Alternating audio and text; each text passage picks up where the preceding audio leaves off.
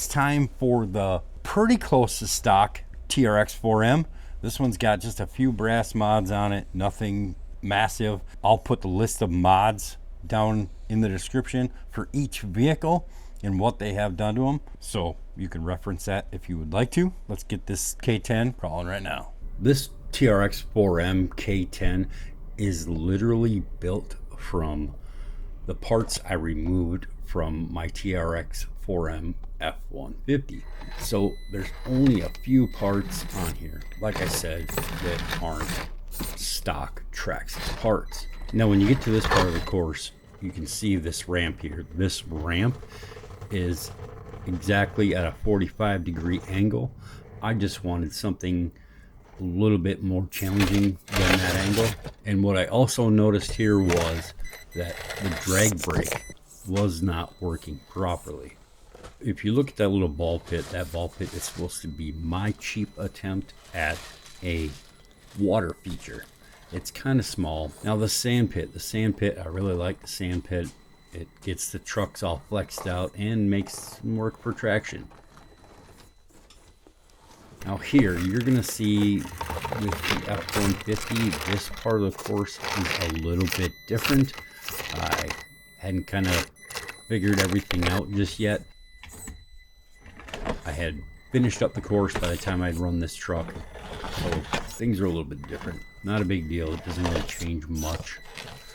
It actually makes things more work for the F-150, but now I will say the mods that are on this truck shouldn't really make that big of an effect on it.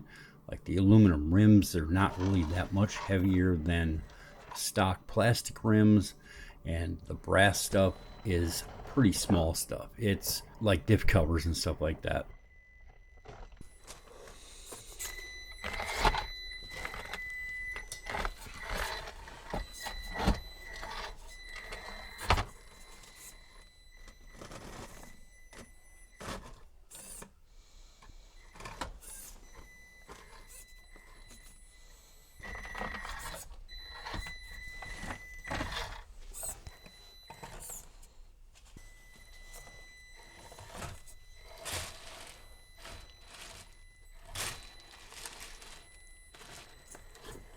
Now this area is really challenging here, especially for trucks that do not have a ton of flex.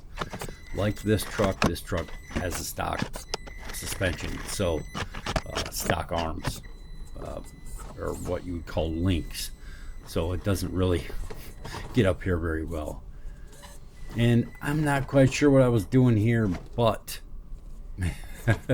obviously I tipped the truck on the top. Not a good thing. Hand to God, get the truck back on its wheels. You can see it struggles here, but then once it does get grip, it'll climb itself up. These tires from Traxxas really aren't that bad. I think if the truck had a brushless motor, it might even do better with those stock tires. Now here, that little obstacle there is kind of a bumper catch. It'll stop the truck from moving.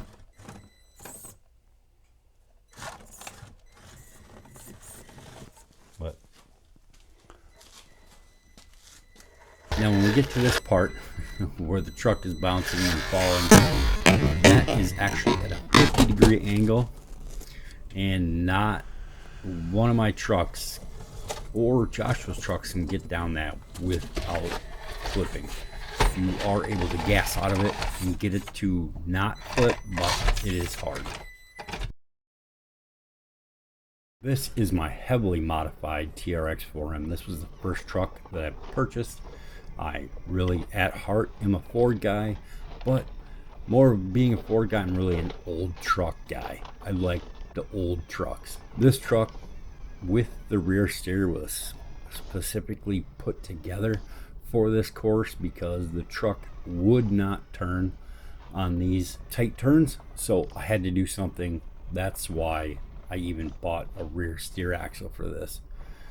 And you can see the truck doesn't struggle pretty much at all throughout the course, except for on that hilltop over there, and we'll see that in a bit. Now, when I was building this course, it was a mix between trying to make it work for the SCX24s and the TRX4Ms because they're a bigger scale, so I was trying to make a balance. And here you'll see where the Chevy was. I had all this kind of figured out and put in some little wood pieces.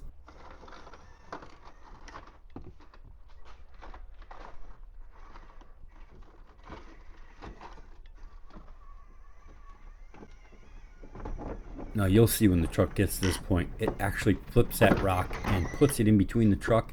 That pinned that truck there. And this Injora motor and the Mias Racing transmission that's in here will snap axle shafts. It's done it before.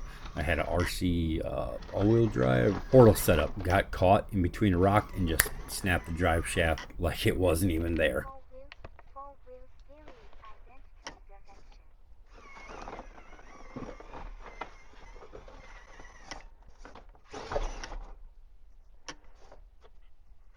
Now you can see here that the K10 actually had the course finished by this point. I did lop off some of the tops and kind of made them more axle friendly, but this truck sits up so much higher than the Chevrolet, so it wasn't a big deal to make this truck crawl before I had it finished.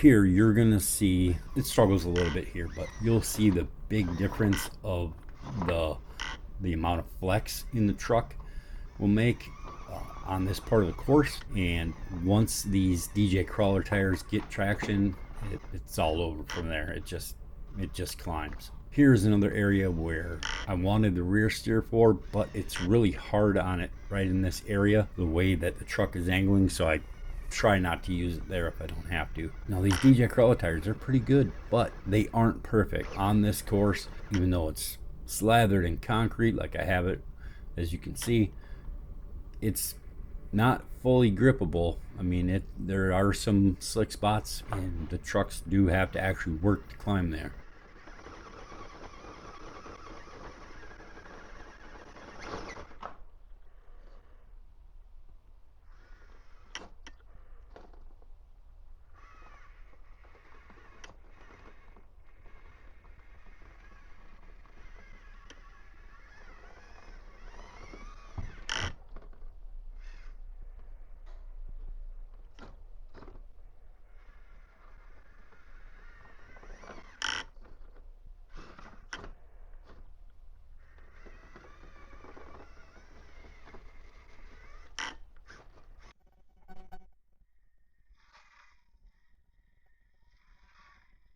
Now we're coming up on that 50-degree slope again. I know it was cheating putting grip tape on there, but I just wanted for the trucks to climb up it to see if they could do it.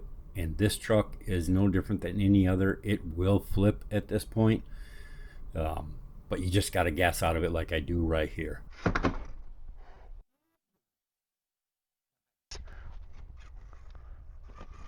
This has been a great amount of fun. Joshua and I had a ton of fun making these videos. And again, I want to thank you for sticking around for the carnage.